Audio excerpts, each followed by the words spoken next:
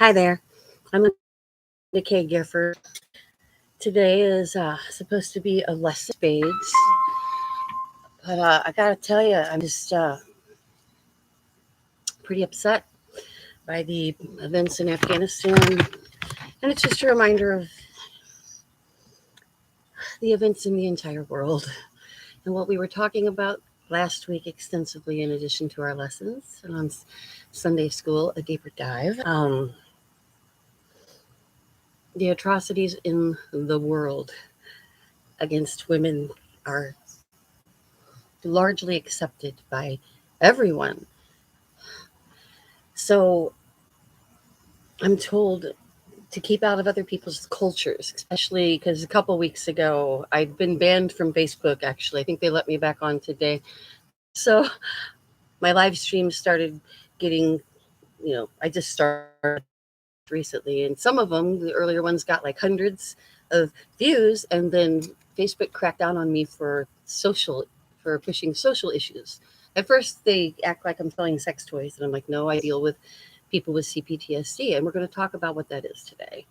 Um, we always come back around to this every couple of weeks, because to understand the complex part of PTSD is to understand the additional things that those who have cPTSD have in addition to the typical PTSD signs. Um, they manifest very similarly in some ways. In the way that a PTSD experience, to those of us who have it, and I'm going to leave the complex out for right now. Any trauma survivor who has PTSD, and this can be from one event, um, instead of a compounding trauma, which is why the C is there. It stands for complex.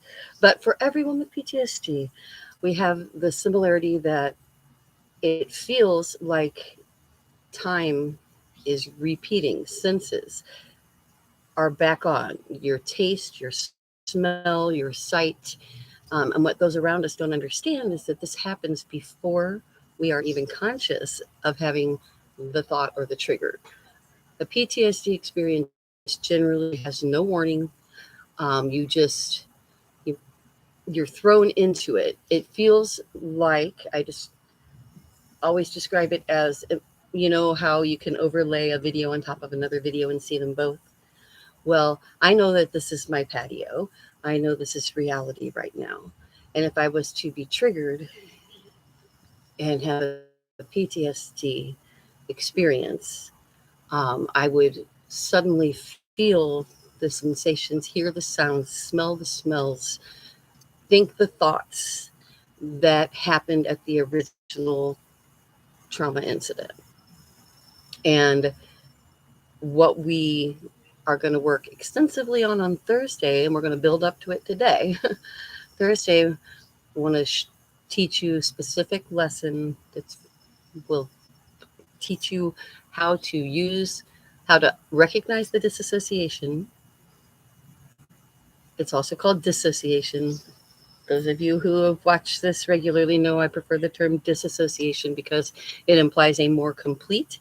It's generally used by chemists, and when people are talking about a complete separation of some kind of agents or something, but they can be used interchangeably, and I prefer it because I think saying dissociation doesn't give the same weight as and the same understanding. When I say I disassociate, dissociation is this. It's gone. You separate, and it's a mechanism that we do to save ourselves. It's a thing that the brain, it's a preserving thing. It's not considered an illness even to a condition certainly, but it's not considered a mental illness to even have alters in the face of coming through something traumatic. um, I do. I have three distinct people that I am.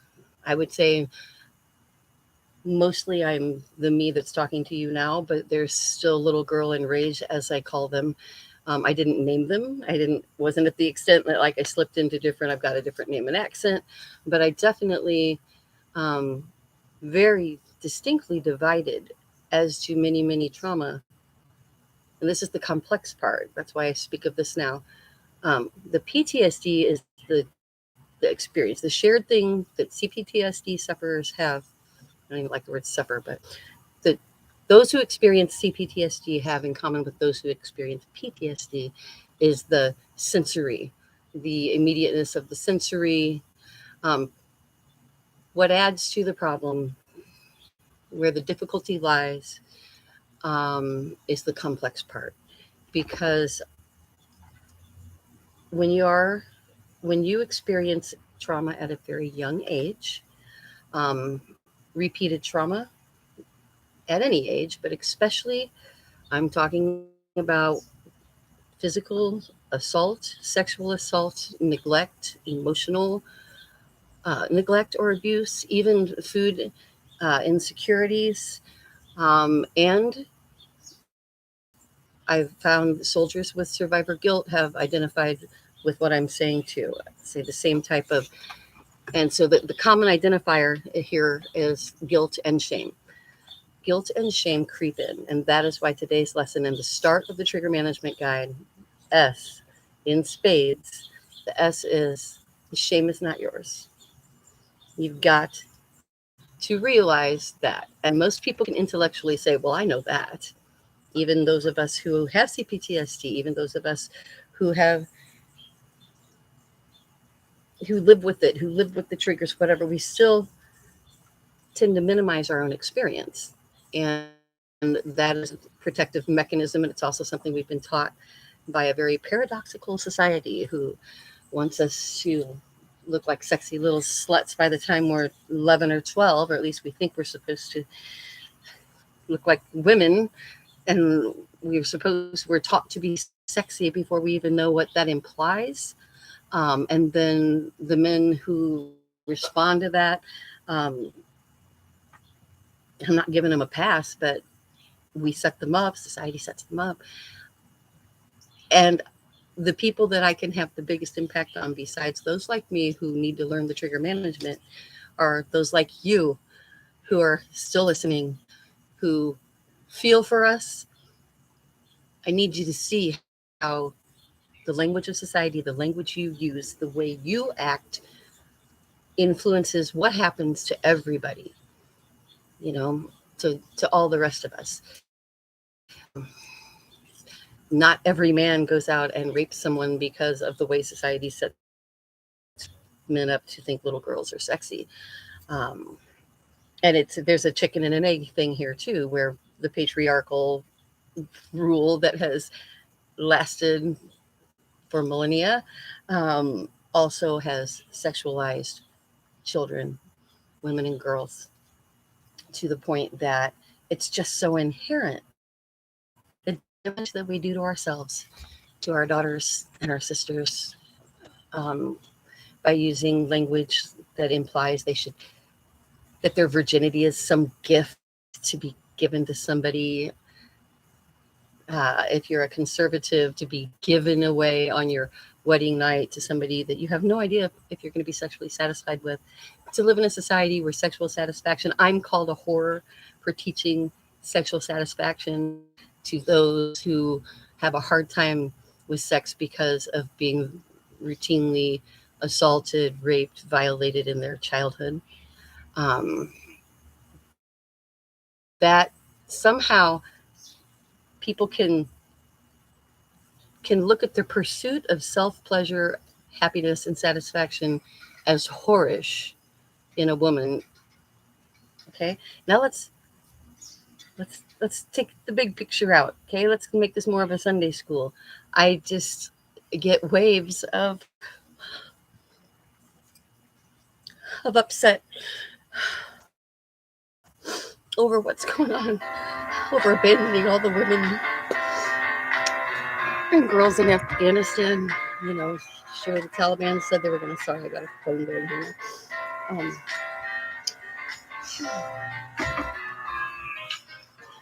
they said they're going to leave women alone, not mess with their rights, whatever. But that's not the truth. The truth is on the ground there already. Stop. So sorry. Now, I'm going to be right back and have to edit that out because I forgot to turn my phones off. That's a big no-no. Big no-no. And put it inside the stuff door.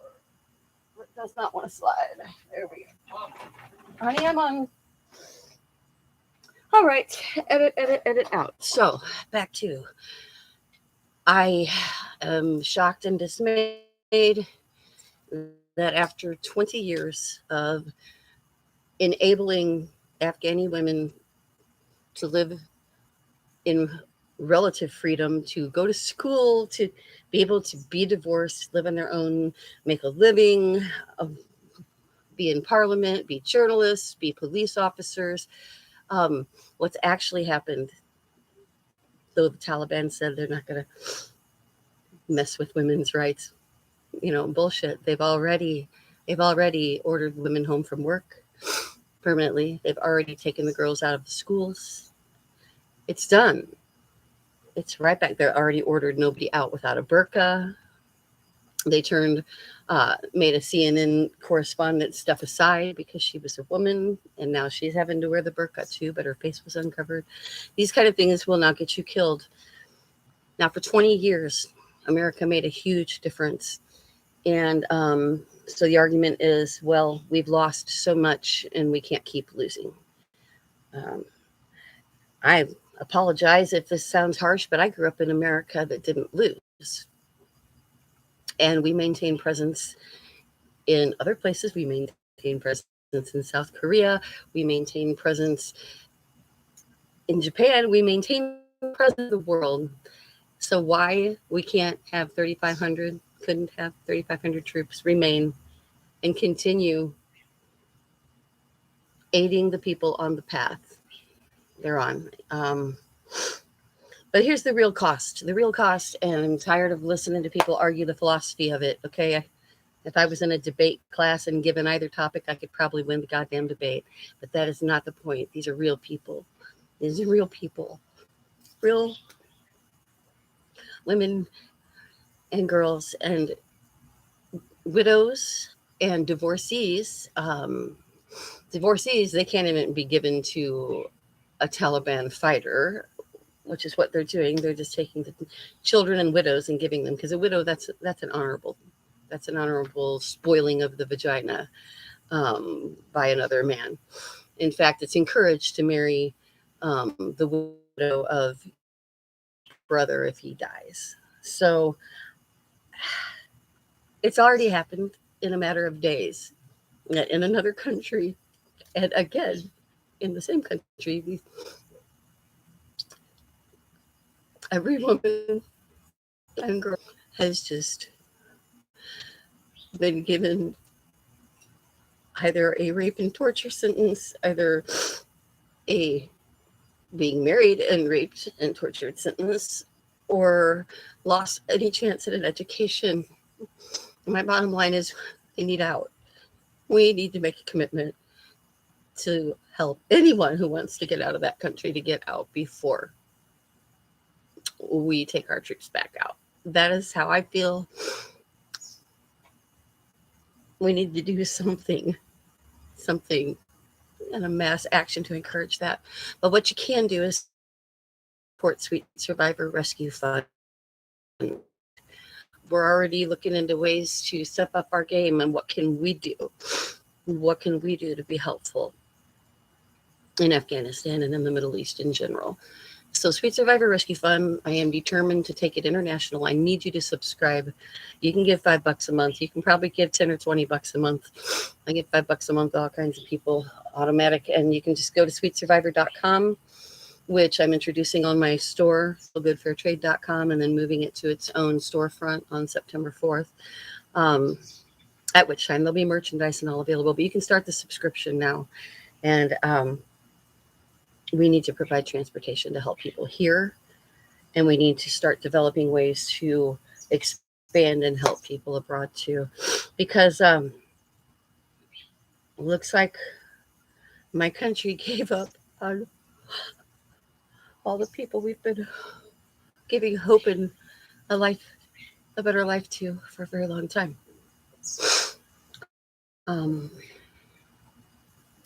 Don't know what side you're on in that, but I'm having a really hard time. You can see me doing it. I keep disassociating a lot because I'm getting a lot of triggers. So let's work on that. Um, Trigger management, as I've said, it's something I do all day, every day. It doesn't give me a bad life, it gives me a good life to get a handle on and not end up freaking out. This is the kind of thing that when I started this journey of writing my book 2 years ago, a news article sent me into a blackout for hours and hours, and I didn't even know about it till the next morning. And I had cried alone on my patio for a couple hours, and then I attacked um, my friend, my at the time. I tried to kill him, essentially, and be bashed the hell out of things in my apartment. I have no recollection of it except for one moment of seeing myself coming down on him like this and being all bruised up the next day and eyes swollen shut. And that's what started this book. So now, with the therapy that I had done previously, 20 years back, and going back into therapy regularly, an hour a week, most often, I have gotten to a point, and getting out of a bad relationship and a long time ago, and then finding an exceptional relationship based on being myself, my true and authentic, honest self for the first time ever. This is where I'm coming to you from. We will always have, in other words, what I'm saying is, because I will double down. Someone said to me, I'm the blind leading the blind. And I'm like, well, of course, within reason, who better, you know? And I wish I could tell you that there's going to be a graduation day and you're just going to be fine, hunky dory, and over it. Nobody's really ever over anything in life. We all have a filing system up here that we deal with, we deal with our memories on. Bye. It's my son, my 16-year-old son. So we all have our, you could call it a cross to bear, but I prefer to think of it as our cup to carry, you know, the half full, half empty thing. And I have learned that disassociation is my superpower. It is my superpower. In the past, I disassociated in a logical way. If you have cPTSD, you probably also disassociate, whether you know you do or not. And you did that to play mental tricks so that you could handle the rest of life and pull it all off and feel like you were a normal person. And I want to add in, you are a normal person. There's nobody who's normal. Normal is what we all think somebody else is. And that's not just a quip. That's a fact. So get over worrying about that. You're in a subgroup of people like me. As I said before, we are survivors of childhood sexual assault. Our brains grew a little bit differently. We didn't get as many connections between the part and the part that files it all neatly away. So, um, you might say your left brain doesn't want to keep the information from your past neatly filed away. Your right side, everything bounces around in there and tries to figure out the meaning of life. The left side says, I've got the ruler and the compass. Here's what I've figured out. Here's a diagram. The right side says, shut up, I'm experiencing life. There's a disconnect that happens, literally. You don't build as many connections if you are traumatized repeatedly as a child. So, disassociation is not only normal, it was good. And the first step in understanding what disassociation is, and now I back up, is that's coming next, is realizing the ways that you carry shame and guilt. You carry it in body memory. You carry it for me and so many people I talk to. So here's the horror part again to the ones that don't like me talking about sex. That'll leave the room. Um, for me, I mean, I don't think any human can deny that the sexual experience on some level feels good. But if you were groomed and manipulated into sex as a child, you probably had somebody playing in your pants and making you play in theirs. And play is a really, really bad word to use, too, speaking of language of society. Um, so foreplay can get all mixed up. Foreplay can get all mixed up.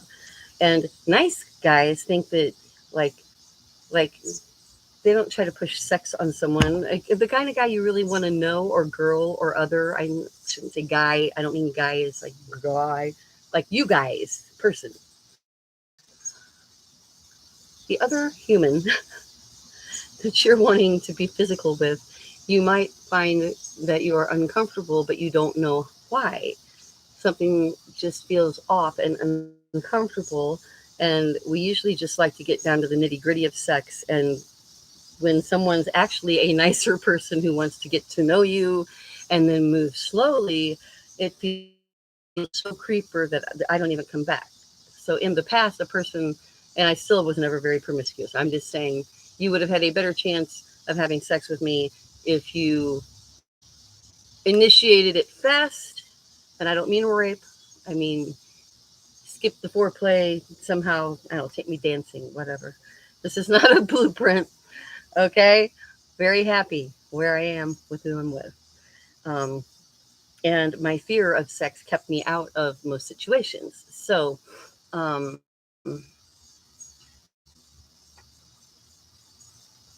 I want people to fast track it to where I'm at now. I want other cPTSD sufferers from sexual assault to be able to fast track it to having a good relationship. And so I figured it out.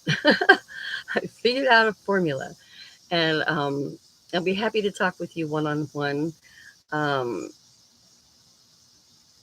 I say again, I don't, um, I want to hear people's stories for my book. I'm not charging anything. There's an appointment calendar up. You can message me um, on my Facebook page. Message me through any of my businesses, sweetsurvivor.com, feelgoodfairtrade.com, which you still also need to support. Please do all of your gift buying at feelgoodtrade.com, where we support women artisans, rescue groups, those given an opportunity to learn a trade, make jewelry or textiles instead of sex work, women-led communities and families of artisans. We work with a lot of artisans, Indonesian, Asian, but not China Asian. We do work with Starfish Project, which rescues Chinese women and Asian women. Lots of good stuff to find at feelgoodfairtrade.com.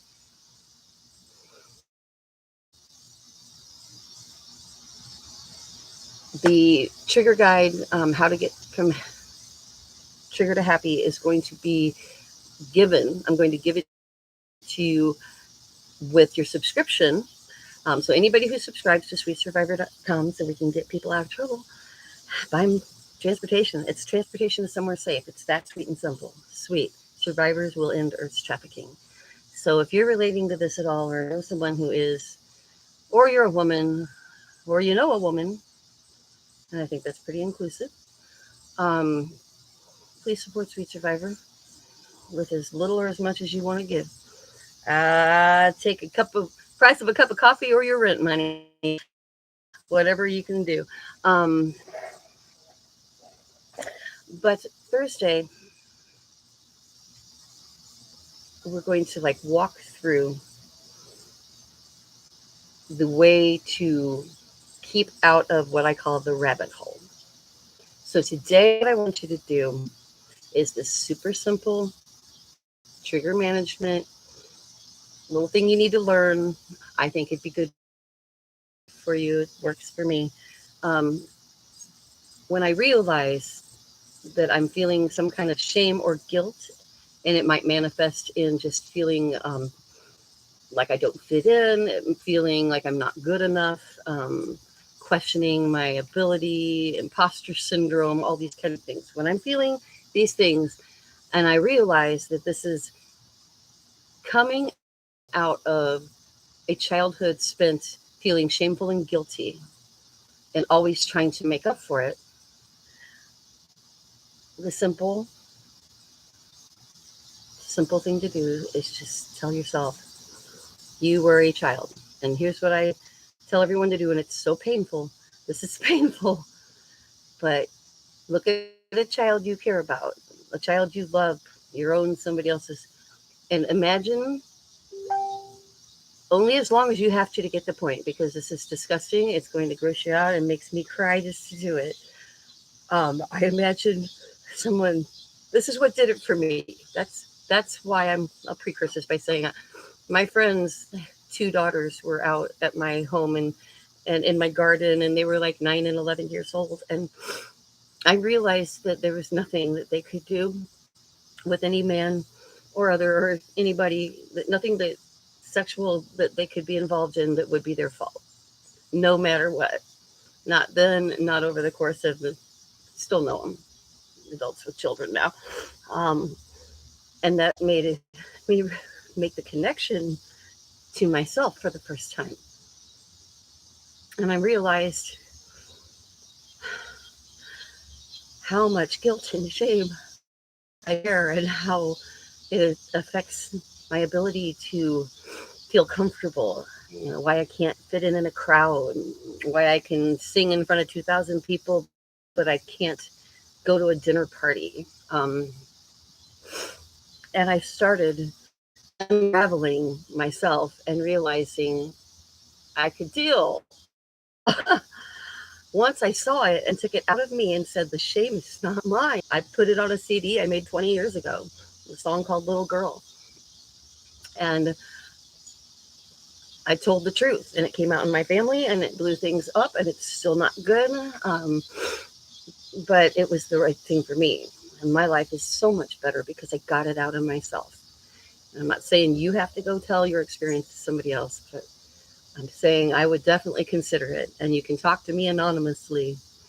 I will talk to anyone for free, for the first time. After that, I am coaching and I am charging a nominal fee now. But I want you to feel better. And it starts by taking it outside of yourself. And once you see that what happened to you was a crime and an assault, and please call it assault, not abuse. Being sexually violated and raped is assault. And I'm so damn sick of people calling it childhood sexual abuse. I just figured that one out a few months ago when I named my own book, Self-Talk, My Continuing Efforts to Survive Childhood Sexual Abuse. And I'm like, okay, I was groomed for several years. I was involved in sex acts for some of those years, leading into being raped for several years. I think I have the right, and not only the right, but I think I have the responsibility to ask you to call it assault, because words matter. The weight of the words matter. So that shame and guilt, what do you do now? Usually when you start to remember what happened to you, and I just asked you to do it, I asked you to look at someone you care about and think of them in this horrifying situation that you don't even want to think about, that when it comes up in your own mind, you swallow it, you try not to think about it, and that is where you're going wrong. That is why you can't even see where the shame and guilt lies in your world, because we're so busy trying to not accept our experience that we make ourselves literally sick over it. And if you will stop doing that, if you will say it is not your fault, if you will feel that feeling, if you will put it momentarily on someone that you would kill for if someone hurt them, and think of someone doing the same thing that happened to you to them, you will get it. And you will go, oh, boom. Now, here's the next super important part of the lesson. I want you to visualize that your mind is an office. It's where you store that left side of the brain, right? It's the emotions, it's the intellect, it's the, your beliefs, what you know to be true is in the left side of your brain. You're going to get this in the left side of your brain for the first time in your life now. And you're going to tell your left brain, I've got a file for you. Here's my filing cabinet, okay? This is left on to you, but this is my left. Okay. I'm going to encapsulate. And this is what I do in songwriting. I'm a songwriter. You can go to lindagifford.com if you want to see what I've done there. I really need to update it, but you can see the album there and buy it even. I take something this big, whether it's in the world, whether it's in my mind, whether it's in my heart, whether it's good or bad. If it's overwhelming, I take that and I make a song and I encapsulate it into something I can put away. I can take it out, I can sing it, I can play it, I can look at that emotion and that situation or feeling or whatever, and I can put it away again. Maybe I'll take it out because I need to write a paper and put it away. So this is what I want you to do. It's what you're going to do with your memories and your trauma. You're not going to swallow them. You're going to experience them, but not over and over again every day. You're going to experience them long enough to figure out what file to put it in. And you're going to mentally put that in that file, put it away. Now you have that information. It's not a secret anymore. It's not living in your gut and your heart. You're not pretending to be someone you're not. Now you are a sexual assault survivor. You just became a survivor. And you're going to keep it there. You're going to keep it in your mind. But somewhere you can take it out and put it away at will when you need to or want to, instead of disassociating to the point that you do, get drunk, get drugged, just whatever frenzy. Maybe you craft all day or knit for 8 hours, or maybe you end up like me, just waking up somewhere and being on the bathroom floor or in a closet or in a field. These are all, as I said before, things I used to do. I didn't know how I got there, but I would just be so upset and I just go away. Literally. That's disassociation. And that's the next thing. And that's what we're going to talk about Thursday. We're going to, now that the shame and guilt is filed away, work on that till Thursday. Every time that you think about it, let the experience go over you. Don't freak out. Don't jump in the rabbit hole. Thursday, I'm going to tell you more about how to not jump in the rabbit hole. I actually attached it to yesterday to Sunday School's video. So if you go back in the playlist for Sunday School, a deeper dive, you can get the rabbit hole video. And we're going to touch on that again because it's a concept that even my therapist really liked. And I've got 3 universities that have asked to use my book excerpts to teach with. And that's really quite an honor. Thank you for taking me seriously. Thank you for changing your behavior and examining the way that we manifest our trauma and the way that we pass it on. Because let's stop that shit. We're going to stop passing it on. More about disassociation in the rabbit hole on Thursday. This is good stuff. Looking forward to talking to you about it, but I think we've done enough for the day. So I'll talk to you Thursday. Hopefully at 3:00. I'm going, oh wait, I have a heart test Thursday. Okay. I'm going to move the lesson up to tomorrow. We're going to do the lesson tomorrow instead of Thursday because I just remembered my COVID. I'm a COVID long hauler. I did say I would tell my people that know me about this. So, so I've got some heart congestion and a little arrhythmia left over from COVID. But the worst thing it did was give me, now we know, we got the biopsy results. Thank God it's nothing that leads to cancer or anything like that. I have lymphatic left colitis. That means that my large intestine looks pretty fine, but it's got 1/5 of the cells are white blood cells. They are creating an immune response that gives me literally liquid poop, and I've had it for 9+ months now, and it's screwing up my system to the point that worst case scenario, they'll have to remove my colon. We don't want that to happen. So I'm doing huge dietary changes now.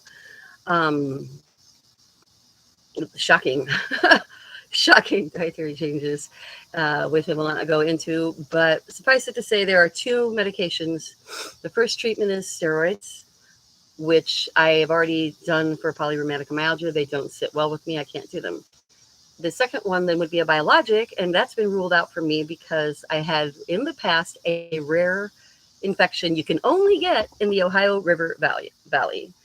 And they actually asked me, have you ever been swimming in the Ohio River Valley? I'm like, yeah, we used to camp and swim and stuff. We used to go out to Bacchanalia, big band event. And well, evidently I contracted histoplasmosia. This webbing, calcified webbing is left in my lungs from it, which is why COVID almost bought the farm in November, because of that underlying condition. And it turns out it's one of the things you can't take any biologic. That's like Humira and the other things, which is the only other treatment. So I'm going holistic. I'm doing what I do anyway, which is an organic food approach to everything. I'm not a person that takes prescriptions and things unless it's 100% needed. There's natural ways to deal with pain and anxiety and whatever. So that's the update on the long hauler COVID thing. The heart, I have to go in and do a heart CT scan again on Thursday, and then I'm going to see like what they can do about congestion. That maybe congestion is what's causing me to just like have heart palpitations and pass out sometimes. So fun stuff. Don't get COVID. Everyone, COVID fatigue is ridiculous. Don't do it. And yeah, I go out to adult venues now. I am vaccinated. I'm double vaccinated, and I'm about to get triple vaccinated. And if these fools keep making variants by refusing to get vaccinated, I guess I'm going to get a lot of however many I need, because I'm not scared of a vaccination. I just really like being alive a whole lot. And that is why I like to teach other people how to have a better life.